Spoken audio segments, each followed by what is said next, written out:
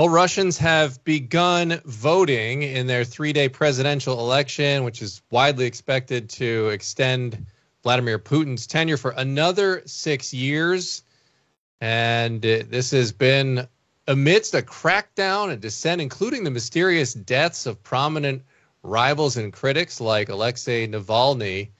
And there's also an escalation in the conflict between Russia and Ukraine. And joining me now to discuss all of this and more is CBN's George Thomas, who is in Kyiv, Ukraine right now. George, how are you? Hey, I'm doing great. Thanks for having me on. It's good to be back here in Kyiv. The last time I was here 2 years ago. In fact, I was here 2 weeks before the war started, landed in the capital city on February 10th, 2022. Had a sense, kind of a gut feeling that the war would start on February 24th or the 25th. And I was right. And I was in Kyiv at 4 o'clock in the morning when the bombs started dropping in Kyiv. And I decided that I was in the biggest story of my career and decided to stay for 4 months, crisscrossing the country. And now I'm back 2 years later to get a sense of where the Ukrainian, the military operation stands, how the Ukrainians are feeling, and also more importantly, about how the church today in Ukraine is coping. And I can tell you that it's going to be a spoiler alert. The church is experiencing a revival, which is absolutely incredible, that in the midst of war, especially in the frontline areas of the war, where Russians are less than a mile, sometimes about less than a mile away, the church is thriving, and we can talk about that here in a little bit. Yeah, we will get to all of that, and just a reminder for those of you who are hopping in, throw your questions in the chat for George if you got them. I know a lot of people will have questions about this revival and what you're seeing on the ground there. George is in Ukraine, and so what he's seeing there with the church. And also, I mean, I know it's become such a hotly contested debate here at home, George, about the funding for Ukraine, and trust for a lot of people is eroded as to where's that money going. I mean, it's been 2 years now, and so this is a big topic, and it's going to be a big topic in the election coming up. So we see it, Lori, Susan, Edwin, I see you all in there from all over the place too, Tennessee, Connecticut, Montreal. So very good to have you all with us as we have George Thomas here in Ukraine. And so let's get to some of these things, George. We'll go through them all one at a time. But first, as I mentioned, Russia's elections kicked off today. And, you know, last time in 2018, George, Putin had, I think, 77% of the vote, almost 80% of the vote, obviously on track to do the same here again. And so what should we be paying attention to when it comes to this election, since obviously Putin's probably going to win, but what should we be looking for? Dan, let's basically say he's going to, it's going to be 100%. He has no rival. I mean, the biggest rival, at least the one of notoriety, was, as you mentioned at the top of the show, Alexei Navalny, who mysteriously died in a Siberian prison. By the way, in a region of Russia that I have actually been to. And in fact, during Stalin's days, all of his political opponents, religious Christians and other people of faith, they were all sent to the Siberian tundra to, in essence, either die of the cold, the freezing cold during the winter times, or during the summer times, be eaten alive by mosquitoes. But to the point on the election this week, it's a sham election. I mean, let's be real. Let's call it what it is. In fact, President Putin said today, urging his countrymen, please don't get dissuaded by the various efforts by foreign entities to try to tell you otherwise. But your vote is going to count. It means a lot. He was trying to get Russians to the poll. But as you mentioned, the dynamics in Russia have changed significantly since he contested in the last election back in 2018. The sentiment and the attitude towards the Russian government today in 2024, in light of the last 2 years of Russia's invasion, it's a very, very different calculus. Russia's economy, even though they are suffering from all of the various intense Western sanctions, they continue to hum along, not so easily, but and then you've got, I don't know, 40, 50, 60,000 Russians who have, maybe more, who have lost their lives in this war. And so the sentiment and the euphoria around another Putin election this week, people are not giddy. As I've spoken to people inside the country in Moscow, look, they're just like, they don't, he's going to win, and they don't expect any dramatic changes. He's going to be the president for the next 6 years. Yeah. Another interesting development happening there, George, is this fighting that's going on in the Belgorod region. Are there partisans sort of fighting against Russia from within Russia? What's going on there? Yeah, so if you look at a map of Ukraine, you look at the area just north of Kyiv, there's a province called Kharkiv. And I've been there a number of times over the last many years of coming to Ukraine.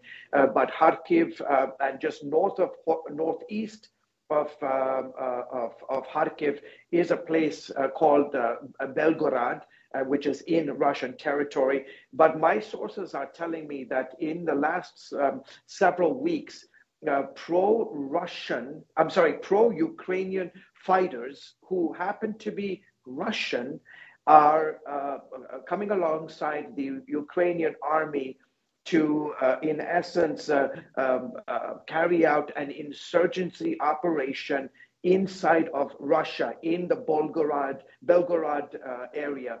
And in the last 3-4 days, these operations have been ongoing, bringing together three various pro-Ukrainian groups that happen to have Russian fighters in them, and they're attacking a Russian city just northeast of the Ukrainian border. And my sources are telling me this is not really, Dan, about the Ukrainians trying to gain territory inside of Russia.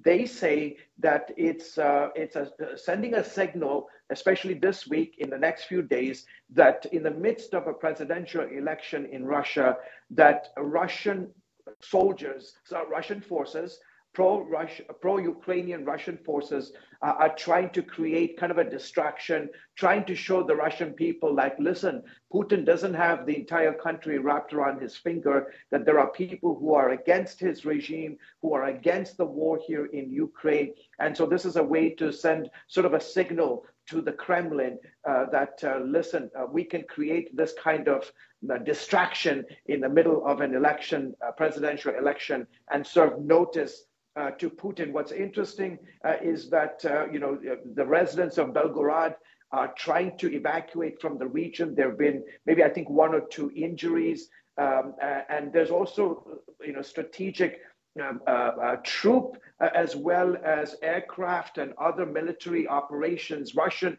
military operations in the Belgorod region that these pro-Ukrainian Russian troops are trying to target. And the activity, it's a hot zone right now. The Russians have admitted that this operation is undergoing. They call them, obviously, foreign infiltrators. The Ukrainians are saying, whoa, we got nothing to do with this. This is not our people.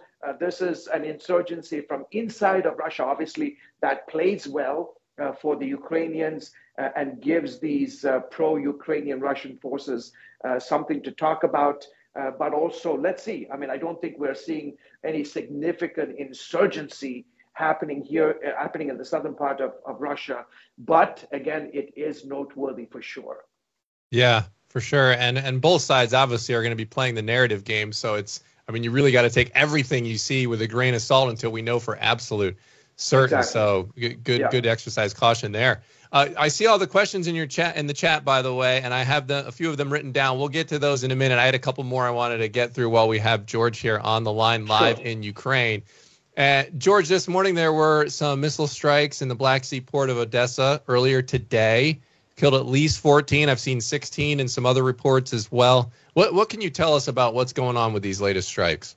Yeah, I was just in Odessa a couple of days ago. Odessa, if you look at a map of Ukraine, is a very, very strategic port city. In fact, it is the largest port that the Ukrainians have. They used to have Mariupol and Crimea. Obviously, they don't have those two areas anymore, but Odessa is the linchpin.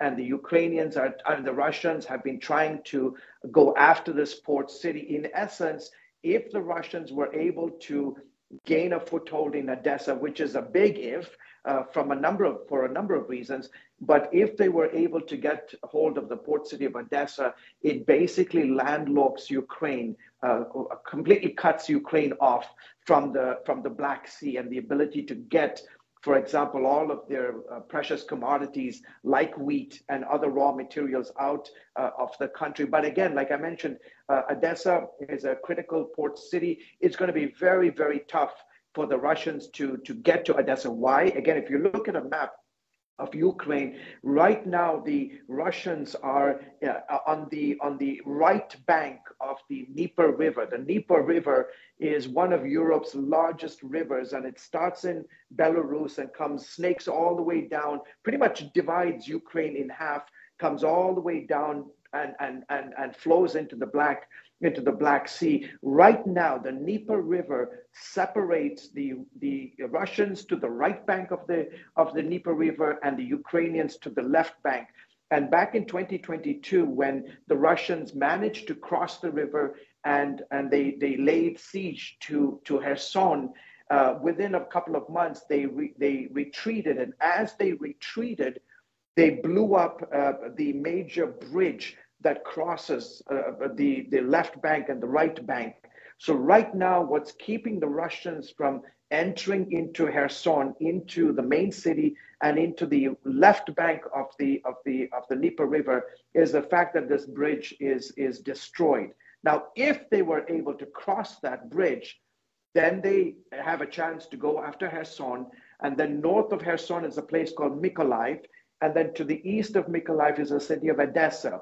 And I did some reporting from the country of Moldova about 2 weeks ago, which is this tiny country to the southwest of Ukraine. The Moldovans are very, very concerned that if Russia gets to Odessa, it would be like this, that they would walk. It would be a peaceful occupation of Moldova. Moldova has really no army to speak of, and it would be easy pickings for the Russians. So in light of what happened in the last 24 hours, there's this constant barrage at cities like Odessa, Mykolaiv, Kherson. The Russians trying to instill fear. If they can't get their troops into Odessa, they're lobbing these mortar artillery shells. I've got a story coming up on CBN News next week, a really exclusive story about Russia's use of thousands of Shahed 136 drones made by the Iranians. And today, these drones are proving to be a lethal weapon in Russia's war against the Ukrainians. And I had a chance to interview a husband who lost his wife, his young wife, and 4-month-old baby in one of these Shahed 136 drone strikes in the city of Odessa 2 weeks ago. And you can watch for that on CBN News next week. But again, that whole area is the front line. And I spent almost a week in that region covering Odessa, covering Kherson, covering Mykolaiv, because this is a very strategic part of Ukraine that the Russians want to grab a hold of. And the Ukrainians are doing everything they can to keep the Russians at bay. All right, and William in the chat, I hope that answers your question there. I hope you noticed that, and we're paying attention about he had been asking about are Christians in Moldova at risk of a Russian invasion. And, yeah, I think the answer is yes. Absolutely. In fact, I've got a story coming on later on in the month about what it's like to be a Christian, an evangelical Christian, in the Russian-occupied territories of Ukraine, and it is horrible. It is severe persecution. If you're an evangelical Christian, You are suffering for your faith today in Luhansk, Donetsk, in the Donbass region, in Mariupol, in Melitopol, in these areas that were taken over by the Russians in the last 2 years. It's horrible, horrible, only because they are seen as an arm of the United States. They look at evangelical Christians as an extension of the United States government. They accuse evangelical Christians of being spies, of being CIA agents. So there's always been this historical animosity between the Russian Orthodox Church and the evangelical community. And so if Moldova was taken over by the Russians, you better believe that evangelical Christians will face a very, very difficult time. In fact, I did an interview with a pastor in Moldova whose father was arrested for being an evangelical Christian. He was arrested, sentenced by the KGB to 3 years imprisonment. And his son, who is now a pastor in Chisinau, the capital city of Moldova, said he is very concerned that if the Ukrainians aren't able to keep the Russians at bay, he's very concerned that Moldova could be next. All right, if you're just joining us, my name is Dan Andros, and I'm talking with CBN's George Thomas, who is live in Ukraine right now. And we're going over all things Russia and Ukraine and what's happening. We have a lot to get to, including the revival among the church that George had mentioned at the top. And definitely interested in that. We talked about the election, everything going on there. Now, George, focusing on Ukraine here, there are these reports of Ukrainian men sort of getting pulled off the streets and conscripted by military.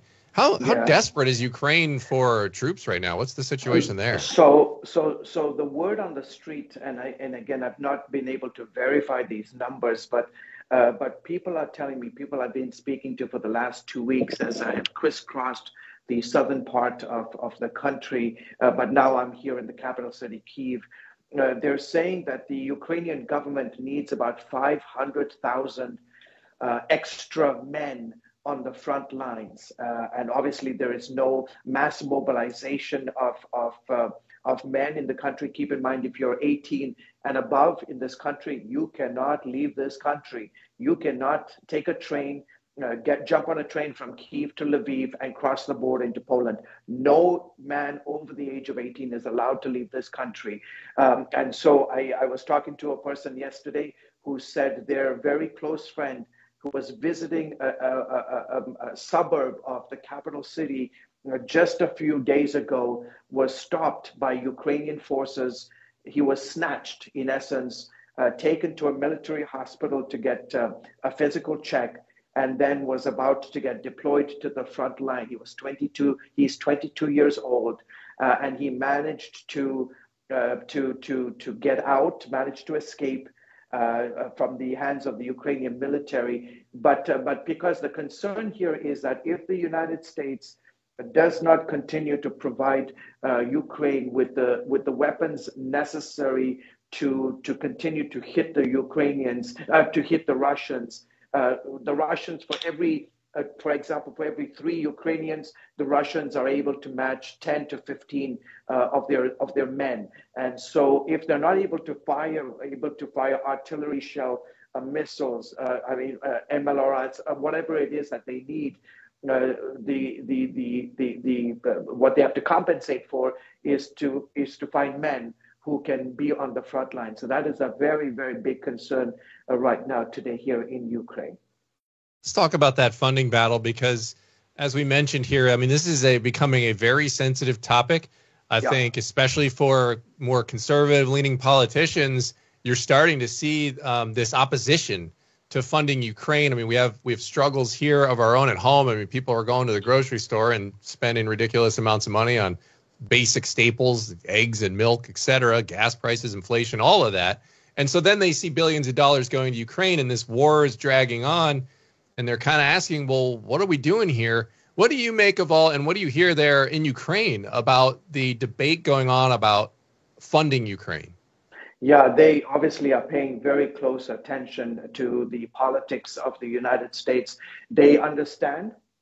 Many Ukrainians I've spoken to, they are very understanding. They understand the United States has its own internal challenges, its own economic challenges. They see the debate raging over the lack of some kind of immigration policy that would stop, put a halt to all these illegals coming into the country. They understand that debate, they understand the challenges and the concern that Americans have, very real concern. And as you can imagine, and the polling has shown that the border issue, immigration, is number one priority for most Americans today as they head into this election in November. So the Ukrainians understand it. They also understand that the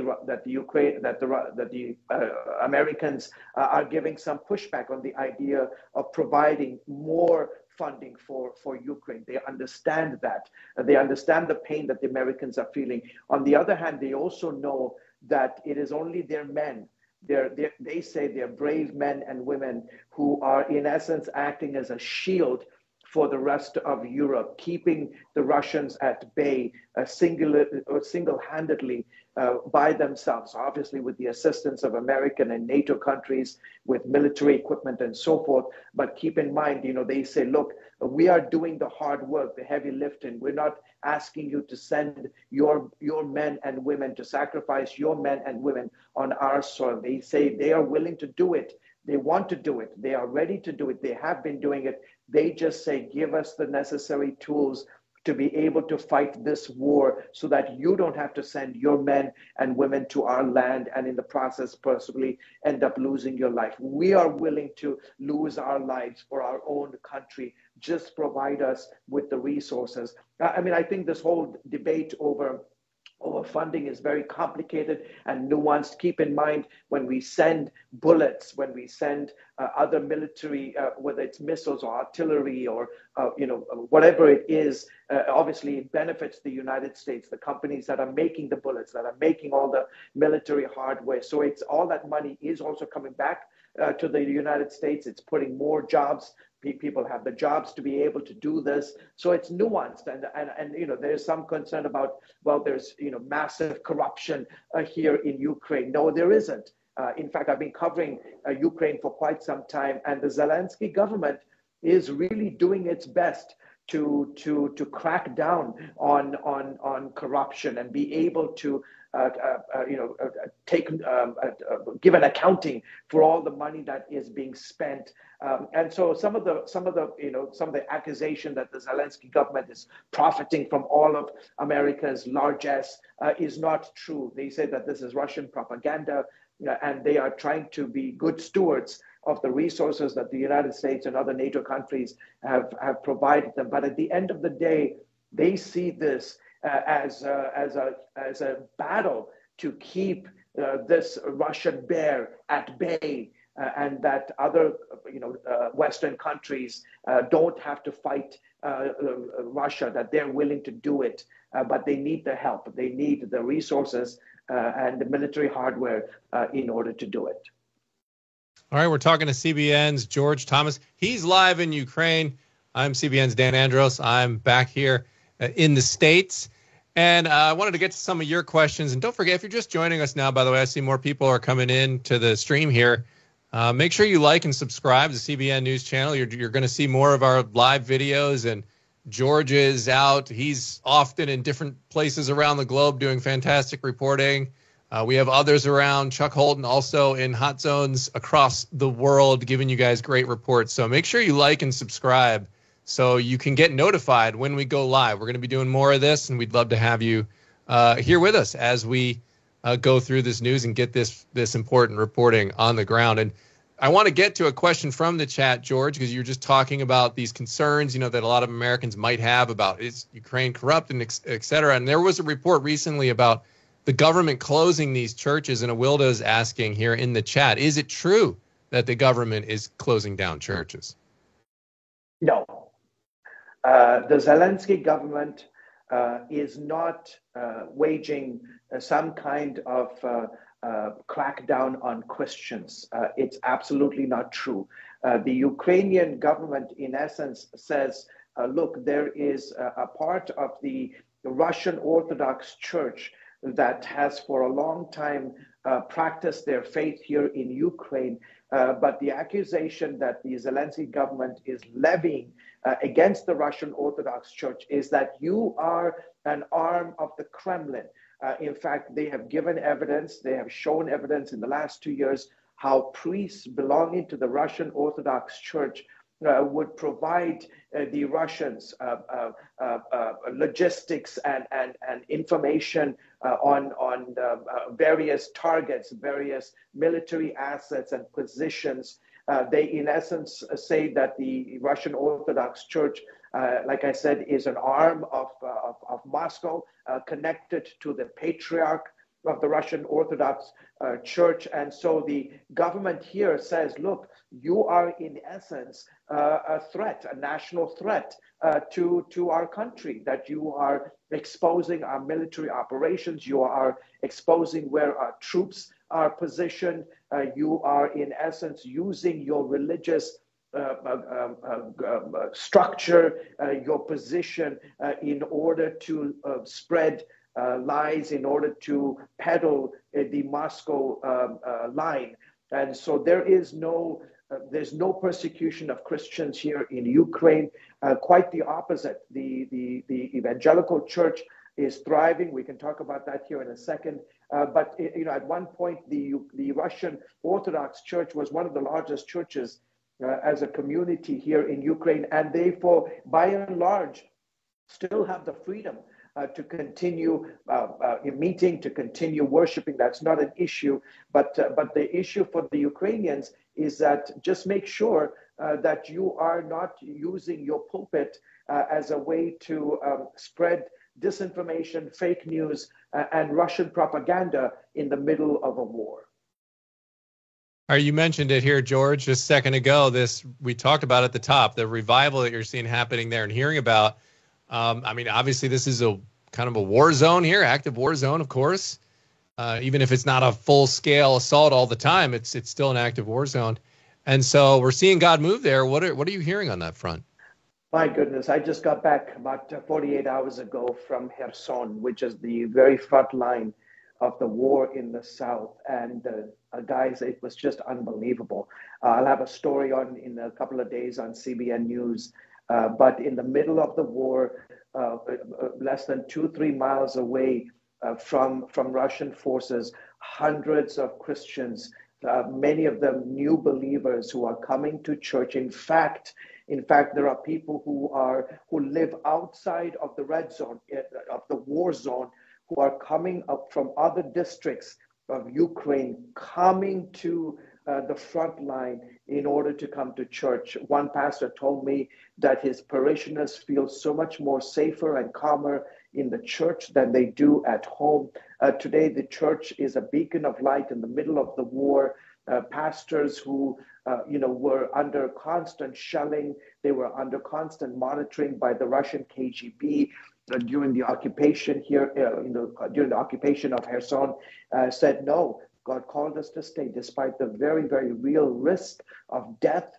They are here. Their church is open 24 hours a day. They are a center for aid, for food, for water, for hygiene, for medical supplies. And then on Sunday, to see 400, 500, 600 Christians dead in the middle of artillery shelling, in the middle of missiles going across, Russians less than a mile away. These believers were standing steadfast and coming into the church to pray and to find peace and to find hope. And then baptisms. We'll have video of that. People getting baptized as artillery shell is overhead and Iranian drones are flying and dropping their payload. The church is baptizing people. It's just incredible. It really is. But I will tell you this. I have seen this in other war zones, whether it's in Iraq, in Afghanistan, in Syria, in Nigeria. When there is pressure, when there's conflict, the church is always there. It's always there to be a beacon of hope, despite the very, very real risk. So I think our viewers need to just take heart that Ukrainians, not only are they defending their nation, standing on the walls of their nation, trying to protect their land, but then they're also meeting not just the physical and psychological needs of their countrymen, but they're touching the spiritual heart the spiritual core of their countrymen, and people who maybe did not know about Jesus Christ. Maybe they were familiar with the Orthodox Church. Maybe they didn't have a personal relationship with Jesus Christ. Today on the front lines of Kherson, remarkable revival that's taking place, and so exciting, so encouraging that in the midst of these very difficult times, that Ukraine is seeing a sort of a breath of hope in the midst of these very, very difficult situations and circumstances. Very, very exciting to hear that. That's awesome.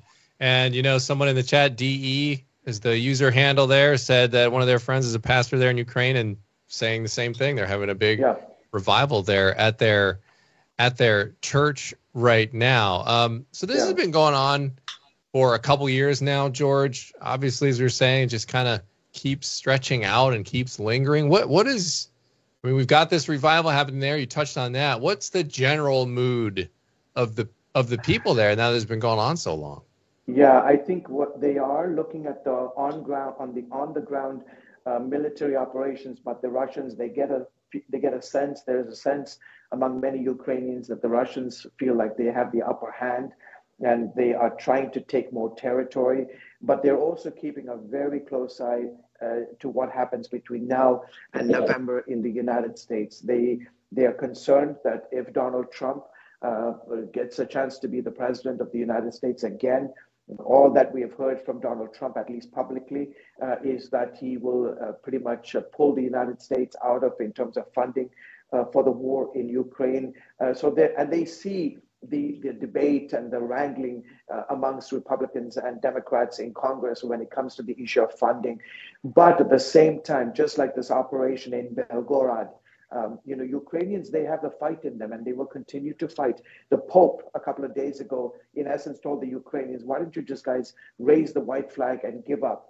And the Ukrainians really pushed back, from Zelensky to almost every Ukrainian I've spoken to, about their reaction to what the Pope said. They said, are you kidding me? No way. We're not just going to wave the white flag and give up and let the Russians have control of the territories that they do, and call for a ceasefire. The concern is that if there is a ceasefire, it just gives the Russians the opportunity to rearm, get more supplies, get more troops, get more military hardware to these very critical areas. So there is a sense of, we're at a standstill. The Russians have made some moves in the last few weeks up in the northeast part of the country, but they still have the fight, and it's a fight that will continue. Most Americans think, hey, I mean, I've had people in America, while I was coming here, say, wait, there's a war in Ukraine?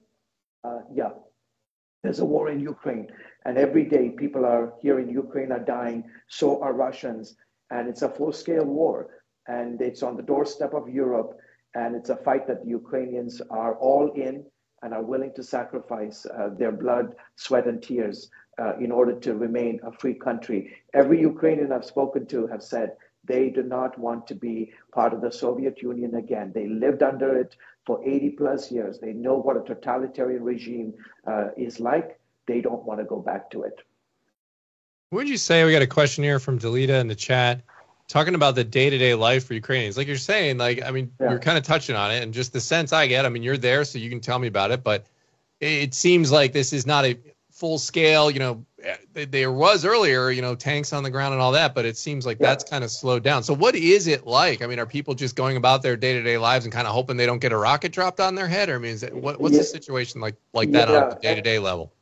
That's an excellent question. So here in Kyiv is probably the most secure city in all of Ukraine. Pretty much Ukraine's air defenses surround the entire city. The Russians haven't really managed to, if they do, Ukraine has positioned a good chunk of their air defenses here in the capital city. So in the capital city, life pretty much goes on as it is. I mean, it's people, there's this uncertainty, obviously, about the future of their country, and it's not, there are no planes. You can't fly into Ukraine. There's some rumors floating around that there may be there might be an airport, the main airport in Ukraine might reopen. Obviously, you're having to deal with drone attacks and possible missile attacks against civilian aircraft. That's something they're talking about. But in Kyiv, pretty much life goes on. But if you go to the eastern part, whole different story. If you go to Kherson, where I was, whole different story. I mean, Kherson, 85% of the city has been emptied. It's a ghost town. Places, buildings are boarded up, destroyed. You see the footage there. It's a ghost town, literally, in places like Kherson. And then you go closer to the eastern part, near Kramatorsk, Slavyansk, on the eastern side next to Donbass and the Luhansk region. Again, it's an active war zone. But here in Kyiv and in the western parts of the country, places like Ternopil, Lviv, Rivne, all those areas in the western side, really life goes on as normal. The Russians will launch lob missile attacks. They'll launch these Shahed 136 drones.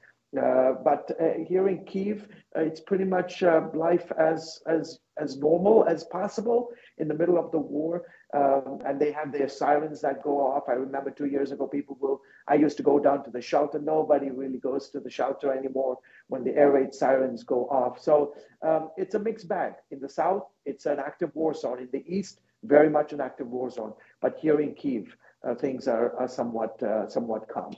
Guys, I do need to go because I've got another shoot here in a couple of minutes. So if you've got a couple of questions that we can wrap up, at least from my session here. I've got a good one to end on here, George. They were asking in the chat, how can we be praying as Christians, regardless of where we land on all the different political aspects of this, the funding, et cetera, et cetera. There's still people caught in the middle of it. What can we do? How can we be praying? Yeah, just pray for the church. I mean, the church they're brave. I mean, these are brave men and women who are, whatever circumstances they're facing, they continue to preach the gospel of Jesus Christ. Pray for the church in Ukraine. It's growing in the war zone. In some places, the church is not doing so well. For example, in the capital, there are reports that Ukrainian men, pastors included, and Christians are illegally leaving the country because, look, it's a tough time, right? Their wives and their children are in other parts of Europe, and there's been this long separation. So just imagine the strain it puts on families. I would say pray for families of Ukrainian families. Pray for the men. They are very lonely, guys. They just think about it. All their family, all their wives or loved ones are in other parts of the world. Their children, they haven't seen their children for maybe 2 years. The strain on the family is enormous. Somebody told me the other day the divorce rate today in Ukraine is like 70%, just because of the conflict, the stress that the conflict puts on people, the psychological, emotional, the strain on the family. So pray for families today in Ukraine. Pray for the men in Ukraine. Some men are afraid to get drafted. They're concerned about it. They don't want to die necessarily. Pray for men. Pray for families that are in these neighboring countries of Ukraine, like Slovenia, Slovakia, Hungary, Poland, Germany, Great Britain. Pray for the families that God would sustain them as they're separated from their loved ones. Pray for Zelensky, for the government, for the Ministry of Defense. Pray that God would give them wisdom in the process. Pray for the military, the men and women on the front lines.